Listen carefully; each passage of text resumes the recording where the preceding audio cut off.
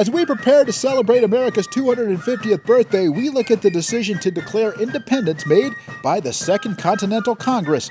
On July 2, 1776, the delegates voted to approve the resolution for independence introduced by Delegate Richard Henry Lee of Virginia.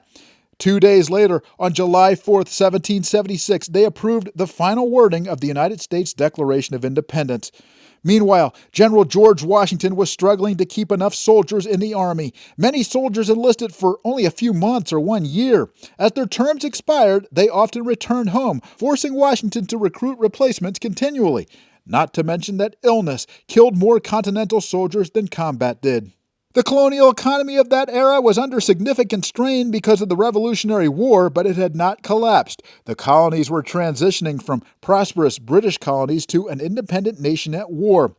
The Second Continental Congress accumulated substantial debt almost immediately after the war began. It had to pay for the Continental Army, weapons, food, uniforms, and supplies. Congress could not levy taxes under the governing system then in place, but leaders and those they represented did not want to continue under the rule of Great Britain or King George III. The United States Declaration of Independence was signed by 56 delegates from the 13 colonies. Not everyone who voted for independence signed it, and not everyone who signed it was present on July 4, 1776. Several notable people did not sign the document, one being Thomas Paine, an English-born writer, political pamphleteer, and revolutionary thinker whose works helped shape the American and French revolutions. He is best known for writing Common Sense, a persuasive argument for American independence. It became one of the most influential political publications in history. But he was not a delegate of the colonies. It should also be noted that George Washington did not sign it because he was in New York preparing the Continental Army to defend against the British. According to legend, one of the people who signed the Declaration, Benjamin Franklin, joked it was fortunate he was stout or fat because a heavier man would die more quickly when hanged by the British, while a lighter man might struggle longer.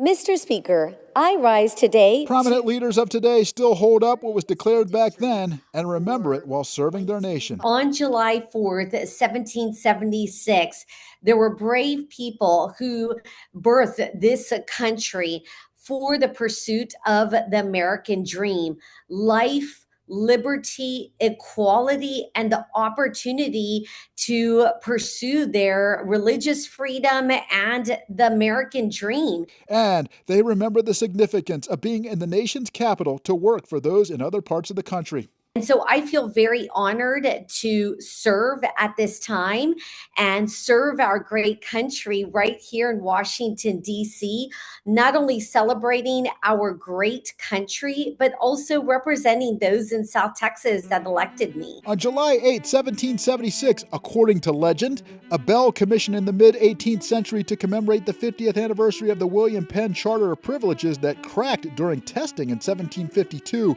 was rung to summon citizens. On that day in 1776, it was for the first public reading of the Declaration of Independence. That bell became known as the Liberty Bell. And later that year, George Washington picked up momentum.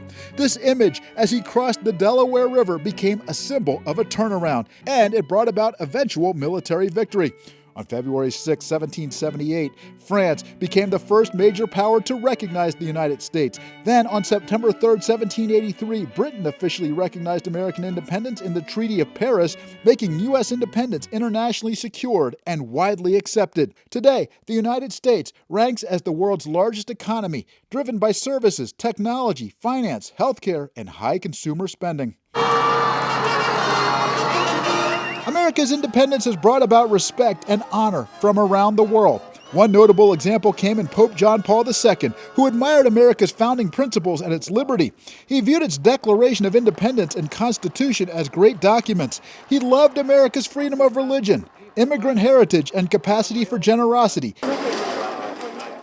And when he met with President Ronald Reagan in 1987, he explained what has made America so great since the Declaration was signed: freedom. The freedom to be American. The freedom to be American. In that constitutional democracy, which was conceived to be one nation under God, indivisible, with liberty and justice for all.